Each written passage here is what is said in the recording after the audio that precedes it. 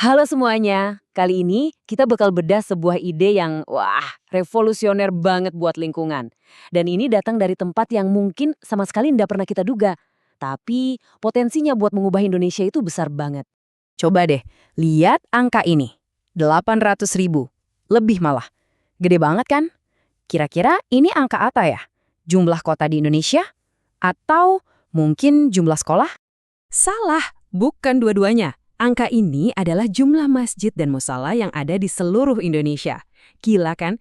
Ini tuh jaringan sosial yang supermasif dan benar-benar udah jadi bagian dari masyarakat kita. Oke, coba kita pikirin deh.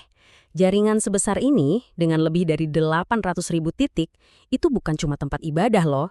Ini sebenarnya adalah infrastruktur sosial terbesar yang kita punya. Kayak raksasa yang lagi tidur, kekuatan super yang belum kita sadarin, tapi siap buat dibangunin. Tapi, di balik potensi yang kelihatannya keren banget itu, ada pertanyaan penting.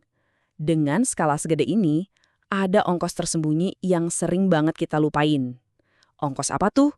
Nah, ongkosnya itu jejak lingkungan dan juga finansial yang ternyata besar banget. Yuk kita coba intip angka-angka di balik operasional harian masjid-masjid kita. Siap-siap kaget karena biayanya itu bisa sampai triliunan rupiah. Ini nih yang bikin melongo, skalanya itu loh. Coba bayangin, konsumsi air buat wudhu aja bisa sampai miliaran meter kubik tiap tahun. Tagihan listriknya bisa sampai 12 triliun.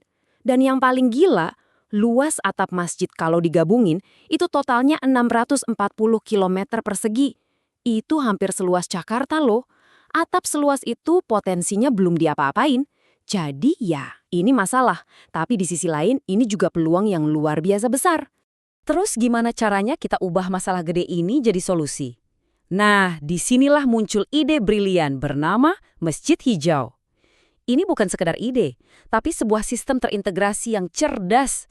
Konsepnya adalah mengubah masjid jadi semacam ekosistem yang bisa mandiri dan ramah lingkungan. Oke, bagian pertamanya simpel banget, panen air hujan. Gini deh, biasanya kan air hujan dari atap yang luas itu langsung ngalir gitu aja ke got, ke buang. Nah, dengan sistem ini, airnya ditampung. Hasilnya, satu masjid bisa nampung sampai 120.000 liter air bersih per tahun.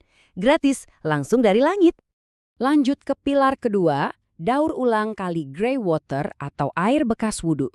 Selama ini, air bekas wudhu kan ribuan liter itu, langsung masuk ke saluran pembuangan. Sayang banget, sekarang air itu diolah lagi pakai biofilter. Kerennya, ini bisa menghemat pemakaian air bersih sampai 60%. Air hasil daur ulang ini bisa dipakai lagi, misalnya buat siram taman atau buat toilet. Dan yang ketiga, ini dia jagoannya. Tenaga surya. Atap masjid yang tadinya cuma bikin panas dan nambahin tagihan listrik, sekarang diubah jadi aset, jadi pabrik listrik. Bisa menghasilkan sekitar 6.500 kilowatt energi bersih setahun. Cukup banget buat kebutuhan listrik masjid, dan kalau ada sisa, bisa dijual lagi ke PLN. Keren kan?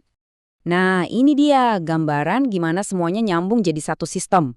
Jadi air hujan ditampung, disaring biar bersih, terus dipompa pakai tenaga dari panel surya tadi. Air bekas wudhu diolah lagi buat dipakai siram-siram. Dan semua proses ini dipantau terus secara real time pakai sensor. Jadi benar-benar siklus yang efisien dan mandiri. Semuanya kerja bareng. Oke, idenya keren. Tapi pasti pada nanya kan, duitnya dari mana? Nah, ini bagian yang gak kalah inovatif. Modal pendananya itu beda banget. Ini bukan cuma soal donasi biasa yang habis dipakai. Kuncinya ada di konsep yang namanya wakaf produktif. Gampangnya gini, donasi yang kita kasih gak langsung habis, tapi diubah jadi aset. Asetnya yaitu tadi, sistem pengolahan air, panel surya. Nah, aset ini terus-terusan ngasih manfaat. Entah itu berupa penghematan biaya atau air bersih, tahun demi tahun. Jadi, amalnya ngalir terus. Dan yang bikin keren lagi, semua orang bisa ikutan. Nggak harus nunggu jadi sultan dulu. Mau wakaf buat satu sensor aja? Bisa. Mau patungan buat sistem airnya? Bisa. Mau biayain satu panel surya? Juga bisa. Atau kalau mau langsung biayain satu masjid penuh? Ya jelas bisa banget. Jadi proyek yang kelihatannya besar ini jadi terasa dekat dan semua bisa jadi bagian di dalamnya. Oke, jadi apa yang bakal terjadi kalau ide ini kita lakuin dalam skala besar? Yuk kita lihat gimana efek dominonya. Mulai dari satu masjid aja, tapi bisa jadi gelombang perubahan buat seluruh negeri.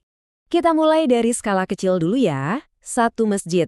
Dalam setahun aja, dampaknya udah kerasa banget. Bisa hemat 300 meter kubik air, bisa menghasilkan 6.500 kilowatt-hour listrik bersih, ngurangin emisi karbonnya itu setara kayak kita nanam 200 pohon, dan yang paling penting buat kas masjid, ada penghematan biaya operasional sampai 24 juta rupiah.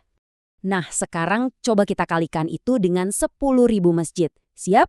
Angkanya jadi, wow, penghematan operasionalnya jadi 240 miliar rupiah, energi bersih yang dihasilkan 65 juta kilowatt hour, dan itu setara dengan menanam 2 juta pohon.